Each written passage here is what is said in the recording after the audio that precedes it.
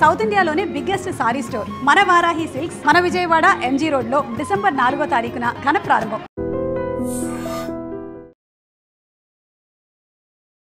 అయితే ఇదే టైంలోనే ఇంకొకటి కొన్ని క్వశ్చన్లు మిమ్మల్ని అడగడం జరిగింది. లైక్ సినిమాలు ఎందుకు ఆపేశారు, ఎందుకు తక్కువ అయ్యాయి, ఎందుకు సినిమాలు చేయట్లేదు? వాళ్ళు మిమ్మల్ని దూరం పెట్టారా లేకపోతే మీరు సినిమాని దూరం పెట్టారా? ఆఫ్టర్ మా ఎలక్షన్ తర్వాత నేను అంటే ఆ ఎలక్షన్కి నాకు దానికి సంబంధం లేదు, కానీ ఆ ఎలక్షన్ తర్వాత లేకపోతే లాక్డౌన్లోనో సంథింగ్ ఒకసారి నేను మామూలుగా కూర్చున్నప్పుడు నాకు నేను ఆలోచించుకున్నా, ఓకే నాకు ఒక 45 ఏళ్ళు వచ్చినాయి, ఇప్పుడు నేనేం చేశాను చిన్నప్పటి నుంచి, నా ట్రావెల్ ఏంటి, నా కోసం నేనేం చేసుకున్నాను అనేది ఎక్కడో ఒక చోట నేను ఆలోచించాను. మా ఇంటి కిచెను, నా బెడ్రూము, షూటింగ్, ఇవి తప్ప నా లైఫ్లో ఏం లేవు. అప్పుడప్పుడు గుళ్ళు, అది సంవత్సరానికి 2-3 గుళ్ళు, ఏది తిరుపతి, అన్నవరం, దుర్గమ్మ తల్లి గుడి, ఇట్లాగా తప్ప నా లైఫ్లో ఏం లేదు. కిచెను వండుకోవడం అంటే పొద్దున్న 6 గంటలు ఎగుస్తా, మా హస్బెండ్కి టిఫిను, చట్నీలు, మధ్యాహ్నం లంచ్కి కూరలు అన్నీ చేసేసి నేను కూడా ఒక బాక్స్ పట్టుకొని షూటింగ్ వెళ్ళిపోతా పొద్దున్నే. పాప చిన్నప్పుడైతే తను రెడీ చేయడం, నేను షూటింగ్కి వెళ్ళే ముందు తనకు రెడీ చేసి తనకు తినిపించి తను బస్సు ఎక్కిచ్చేసి మళ్ళీ మా హస్బెండ్కి అన్నీ చేసి మళ్ళీ నేను షూటింగ్కి వెళ్ళి రాత్రికి వచ్చి మళ్ళీ మా ఆయనకి నా కూతురికి వండి పెట్టుకుని నా కూతురు పడుకునే వరకు నేను దాన్ని పడుకోపెట్టి తర్వాత నేను వెళ్ళి పడుకుని, లేదా ఎంత లేట్ అయినా పడుకుని మళ్ళీ పొద్దున్నే లేచి ఇదే రొటీన్. అంటే ఎన్ని 100 సినిమాలు చేశానో అన్ని 100 సినిమాలకి ఒక్కొక్క రోజు నైట్ 12-1 గంట అయిపోతుంది షూటింగ్. అయినా మళ్ళీ నెక్స్ట్ డే మామూలుగా లేచిపోయి మళ్ళీ వంట చేసుకుని, ఆ కిచెన్ నా బెడ్రూమ్, నా కిచెన్ నా బెడ్రూమ్, ఇంకేం లేదు, నథింగ్ ఇన్ మై లైఫ్. అప్పుడు నాకు అనిపించింది, ఓకే నేను మా హస్బెండ్ని కూర్చోపెట్టి, నాకు 45 years వచ్చింది, నాకు ఇప్పుడు హార్మోన్స్ చేంజెస్ ఉంటాయి, సో నేను డిప్రెషన్కి వెళ్తున్నాను. ఈ ఆలోచన ఎందుకు వచ్చింది? ఈ హార్మోన్ చేంజెస్ వల్లే వచ్చింది. సో నాకు నా లైఫ్ నాకు ఎంజాయ్ చేయాలని ఉంది, ఓకేనా.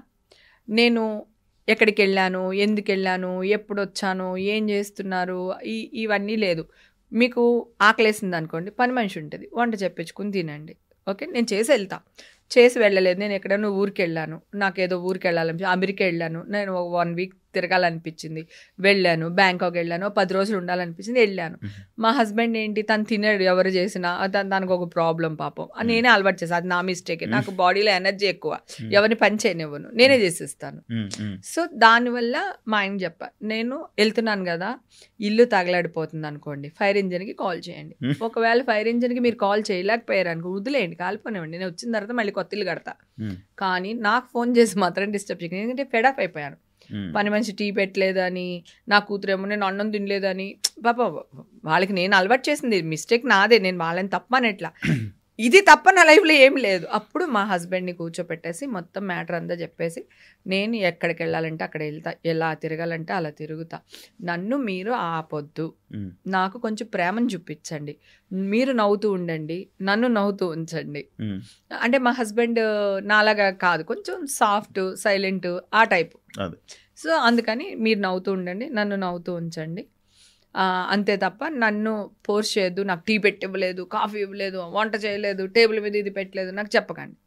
మీకు చేతనైతే పని మనిషి చేత చేయించుకోండి, చేత కదా హోటల్ అని చెప్పించుకుని తినేయండి, నన్ను అడగండి. అమ్మ రాజీనామా లాగా పెళ్ళం రాజీనామా అనుకోండి, నన్ను ఒక 2-3 సంవత్సరాలు వదిలేయండి, నన్ను ఏమీ అనకండి, నన్ను పట్టించుకోకండి అని చెప్పి నా హస్బెండ్కి రిక్వెస్ట్ చేసి, తర్వాత ఇప్పుడు నేను నాలాగా తిరగడం, నాలాగా మాట్లాడడం, నాకు కావాల్సినట్టు ఉండడం, నాకు కావాల్సినట్టు తిరగడం, ఇవి ఆఫ్టర్ బిగ్ బాస్ స్టార్ట్ చేశా.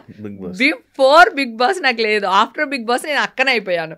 ఆఫ్టర్ బిగ్ బాస్ నాకు రెక్కలు వచ్చేసాయి, హేమక్క. ఆ బిగ్ బాస్ కూడా నేను డిప్రెషన్లోనే వెళ్ళాను.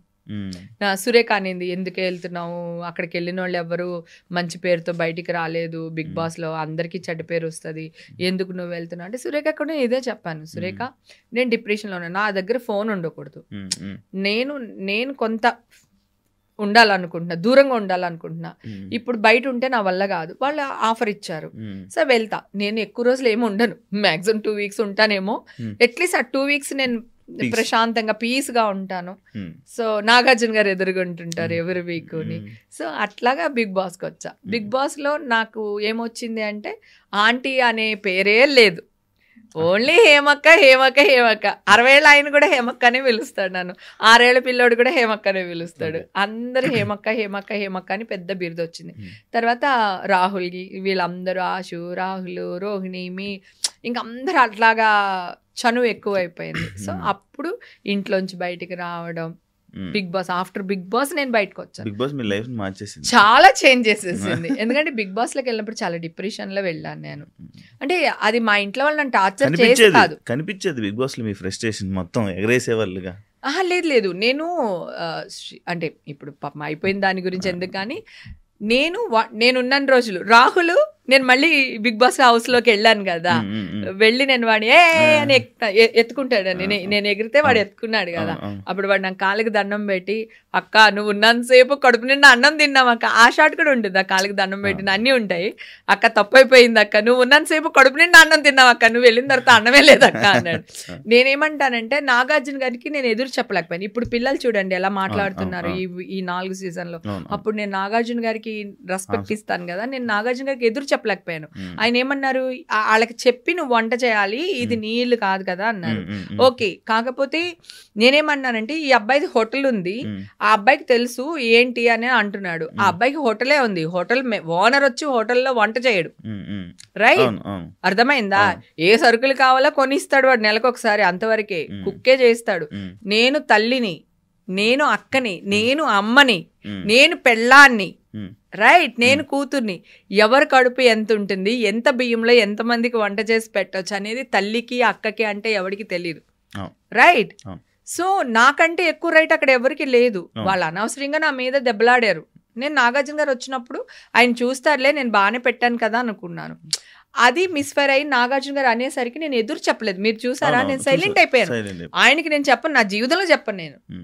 He's my dream boy, my darling, my sweetheart, everything Nagarjuna garu నాకు. సో నేను ఆయనకి ఎదురు చెప్పే పరిస్థితిలో లేను, చెప్పలేదు, అంతే. తీసుకొచ్చారు. ఆ తర్వాత కూడా క్లైమాక్స్ లో చూసావు కదా, చిరంజీవి గారు ఆడేసుకున్నారు మమ్మల్ని.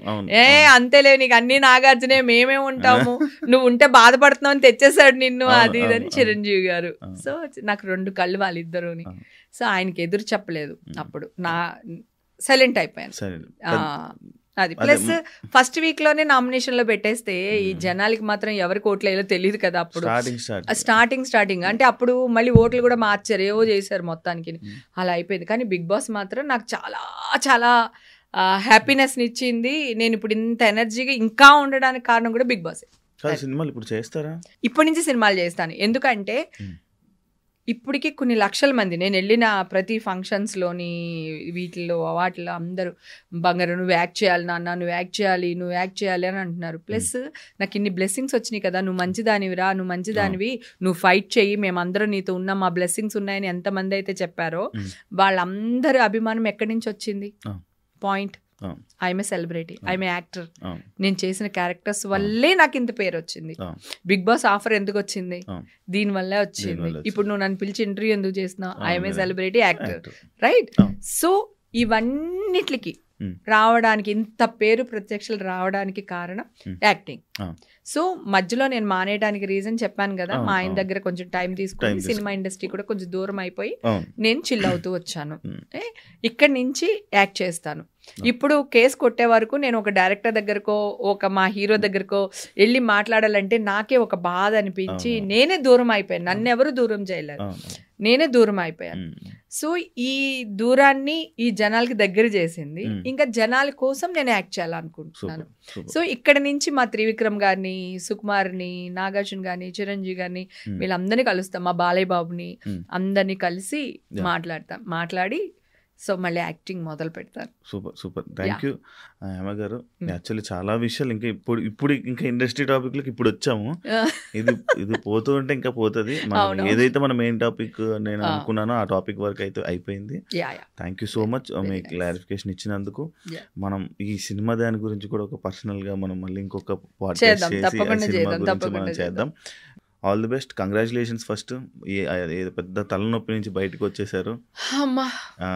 ఇది కూడా అప్పుడు ఆ న్యూస్ ఎలాగైతే వైరల్ అయిందో ఈ న్యూస్ కూడా మంచిగా వైరల్ అయ్యి జనాలందరికీ మీరు ఏంటో తెలియాలని, మీరు మళ్ళీ కంబ్యాక్ ఇచ్చి మళ్ళీ తెలుగు జనాల్ని మళ్ళీ ఎంటర్టైన్ చేయాలని మనస్ఫూర్తిగా కోరుకుంటున్నాను. Wish you all the best. Thank you so much. Yeah, చూసారు కదా ఇంటర్వ్యూ. మీకు ఈ పాటికి ఇంటర్వ్యూ మొత్తం చూసేసరికి మీకు మొత్తం అంతా అర్థమైపోయి ఉంటుంది. ఏదైనా సోషల్ మీడియాలోనో కానీ దేంట్లోనో ఫస్ట్ వచ్చిన వెంటనే నమ్మేకండి. ఇది నేను 10 సార్లు చాలా సిచ్యువేషన్స్లో చాలా సందర్భాల్లో మీకు చెప్పడం జరిగింది. ఇప్పుడు కూడా మళ్ళీ చెప్తున్నాను. ఫైనల్గా ఏం జరుగుతుందో అంతవరకు కాస్త వెయిట్ చేసి ఒక పర్సన్ని జడ్జ్ చేయడం తెలుసుకోండి. అండ్ ఏదైతే హేమ గారి మీద అప్పుడు అన్ని ఆరోపణలు వచ్చాయో దానికి ప్రతి ఒక్క పిన్ టు పిన్ తను ఎక్స్ప్లెయిన్ చేయడం జరిగింది. ప్రతి ఒక్కరు చూస్తారు అని కోరుకుంటున్నాను. అండ్ తన గురించి ఈ పాటికి మీకు అర్థమై ఉంటుంది. And thank you so much ఈ ఇంటర్వ్యూ మొత్తం చూసినందుకు. ఇంకో గెస్ట్తో మళ్ళీ మీ ముందు కలుస్తాను. అంతవరకు see ya. Thank you. And for more videos, please subscribe to iDream. Please subscribe to iDream. Please subscribe iDream. And please subscribe to iDream. For more videos, subscribe to iDream. please like, share and subscribe to the channel. Congratulations, iDream. Subscribe to iDream. Subscribe to iDream. So subscribe to iDream Media. iDream ki iDream team andarki huge congratulations. Please subscribe iDream Media. Please subscribe to iDream. Subscribe iDream. Please subscribe to iDream. iDream అంటే నా కళల channel subscribe చేసుకున్న నోరు తిరుగుతలేదు. మీరైతే గంట గుర్తు కొట్టండి. For more such videos, please subscribe to iDream. Subscribe to iDream. Please subscribe to iDream. Please subscribe iDream Media. Please do subscribe to iDream. Please subscribe to iDream Media. For best entertainment and information, please subscribe iDream. And don't forget to subscribe to iDream.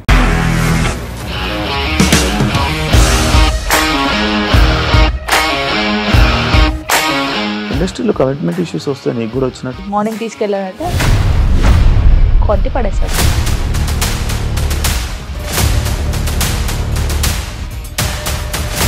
ఒక్కళ్ళు కూడా చూడలేదు ఈ cinema అని చెప్పడానికి కూడా చాలా ధైర్యం కావాలి. అది నిజం కదా, దాంట్లో ధైర్యం ఏంటి? ఇది నెక్స్ట్ డే ప్లేట్ మార్చేస్తే తప్పు కదా. As of now we are comfortable this అని నేను అనుకుంటున్నాను. రష్మిక గారిది మీది ఒకే ఊరు అంట కదా. నీకు కోపం వచ్చిందంటే బాగా తిట్టేత్తరా? తిట్టేద్దామండి.